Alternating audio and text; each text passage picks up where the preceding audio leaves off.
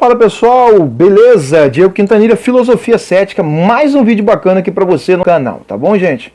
Hoje eu vou estar falando aqui para você, comentando sobre o filme O Diabo de Cada Dia, um filme do ano de 2020, no qual você vai encontrar na plataforma do Netflix. Você que viu, bastante importante, deixe seu comentário, a sua reflexão sobre o filme, uma reflexão religiosa, filosófica, um tema que está ali em torno da Segunda Guerra Mundial, da Guerra do Vietnã. Então traz vários entendimentos para que a gente venha a se aprofundar, uma coisa bem bacana na questão do conhecimento, tá, pessoal?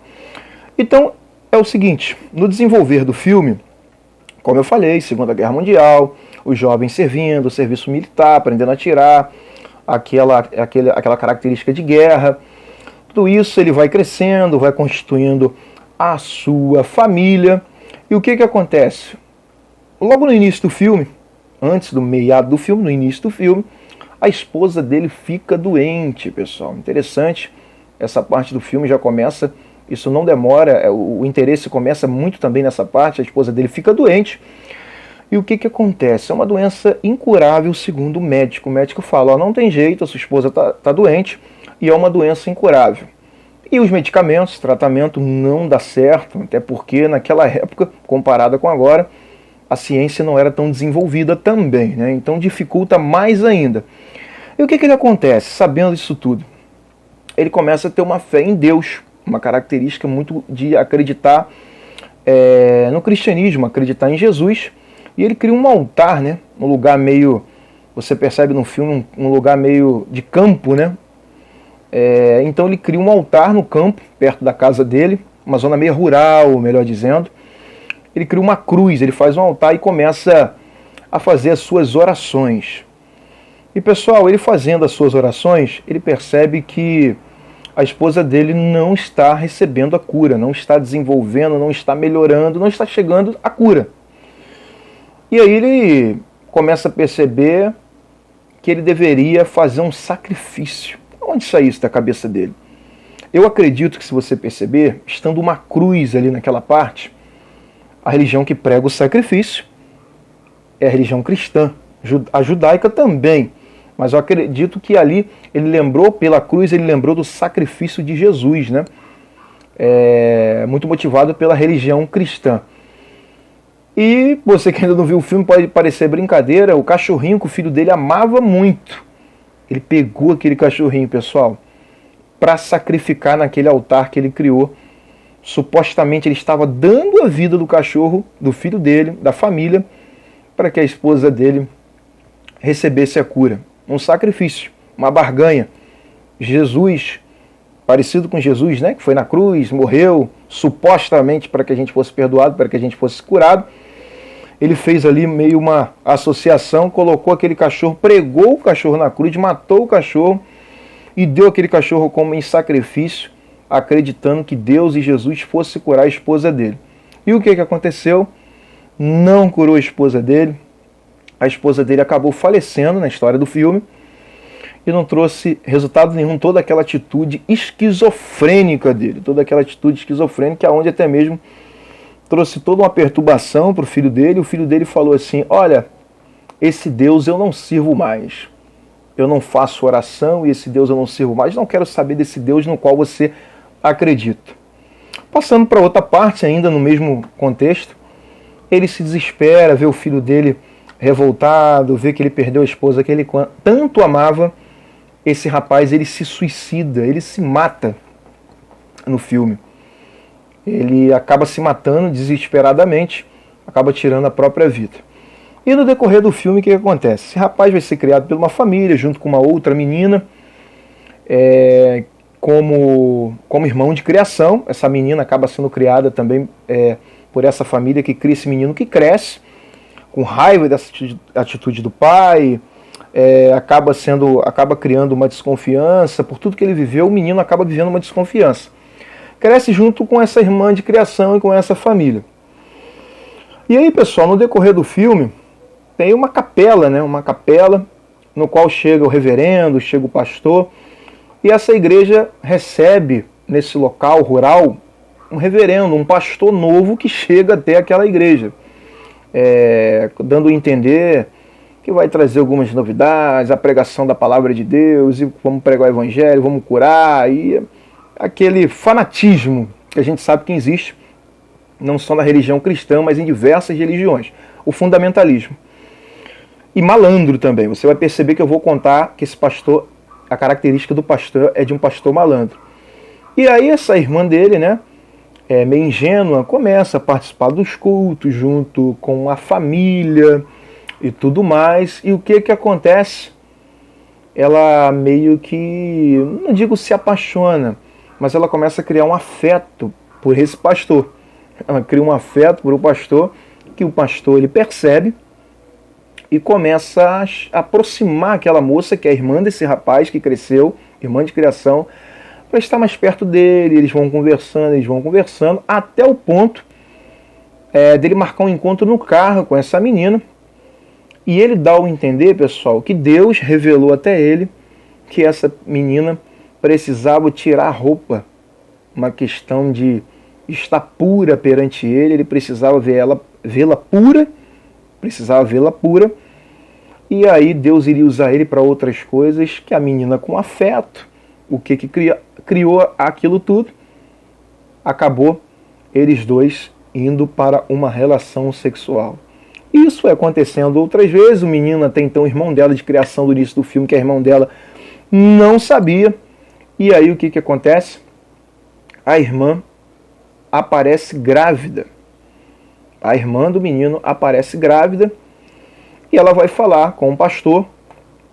E o pastor dá ao entender que não pode ter sido ele que engravidou ela, que isso é uma ação do diabo, se fingindo de maluco, que de fato também tem uma característica meio perturbadora, esquizofrênica, mas rejeitando a menina, ofendendo a menina, trazendo toda uma perturbação para o psicológico daquela moça. Pessoal, por mais que pareça que seja uma ficção, essa história ela acontece ainda hoje em dia, tá, pessoal? Pastor, padre, religioso se aproveitar para ter relação sexual com mulheres, tirar dinheiro, né? Então isso é muito perigoso. Então ele rejeita essa menina, diz que o filho não é dele, ofende a menina, até o ponto da menina, naquela época, uma moça se sentir rejeitada, sem o marido, grávida de ninguém. Ela tomou a atitude de se suicidar. Ela preferiu ficar sozinha, matar ela e o neném que estava na barriga dela, do que ela se sentir rejeitada naquele meio grupo, né? Um grupo numa época, numa sociedade bastante machista, que com certeza iria dizer que ela era a vilã da história e o pastor ainda era o bonzinho, né?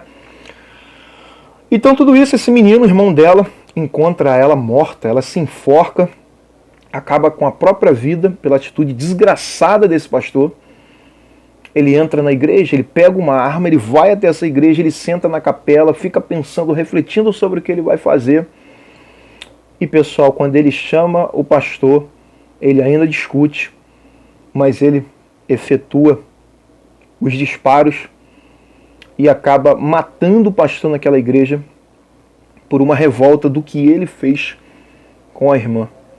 Usou da irmã, abusou da irmã, não digo que estrupou, mas usou da ingenuidade da irmã, que não tinha noção de nada disso. No período você vai perceber que ela é ingênua mesmo, e aquele pastor usou, abusou, fez aquela menina ficar grávida e não reconheceu, amaldiçoou, rejeitou aquela garota em nome da religião. Olha só, ouve só que perturbação. O garoto ele foi lá e matou, fez justiça com as próprias mãos, depois acabou fugindo, acabou tomando o rumo dele e seguindo de outra forma, dando o prosseguimento até a vida dele. Outro caso bastante interessante que acontece nesse filme, de uma moça, também algo do início do filme, que eu não relatei, mas é bastante importante. Uma moça que se apaixona por um rapaz que é membro da igreja, que estava no dia de pregar com o irmão dele. O irmão dele tocava e ele iria pregar. Essa moça se apaixona por ele. Ele dizia que acreditava naquela passagem tão doida, tão maluca, que se beber alguma coisa mortífera, nada fará dano algum. sobre o que ser picado por algum animal venenoso, algum bicho venenoso também não vai morrer e não vai fazer mal algum. Tudo isso esse cara, com uma religiosidade, com algo que ele pregava que não era verdadeiro, e estava passando ali naquela capela no início do filme também. E o que acontece? Essa moça ficou admirada, eles soltam mais aranhas, você vai perceber no início do filme que eles soltam mais aranhas, uns bichos, que ele deixa ser picado por aqueles bichos. E aquilo, por incrível que pareça, também por uma ignorância e uma ingenuidade, não só dele, que usa um versículo desse para cometer uma burrice dessa, também da moça, que acaba sendo atraída pela atitude como se fosse um homem de muita fé, e casa com esse cara. E qual característica você percebe o filme também desse cara? No filme, aliás, você percebe no filme a característica dele, uma característica de uma pessoa totalmente esquizofrênica, que está ouvindo Deus, que se tranca no quarto, que se mutila. Ao ponto, sabe, do que ele faz? Ele fica preso no quarto durante muitos dias, sem tomar banho, sem comer, até possivelmente ouvir Deus. Uma característica muito de uma pessoa esquizofrênica ou algo parecido com essas doenças psicológicas, se você pesquisar, ou você que é psicólogo, psiquiatra, neurologista, psicanalista dessa área, você vai perceber.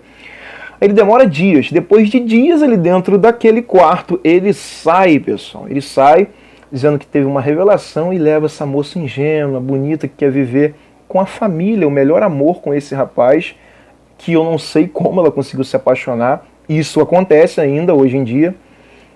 Ele chama ela para o campo, mais afastado. Ele vai até o campo, para o carro, se afasta com ela, junto com outra pessoa, que se eu não me engano era o irmão dele, e ele começa a fazer uma oração. No meio da oração, ele pega com um parecido, uma chave de fenda, e ele fura o pescoço da mulher dele.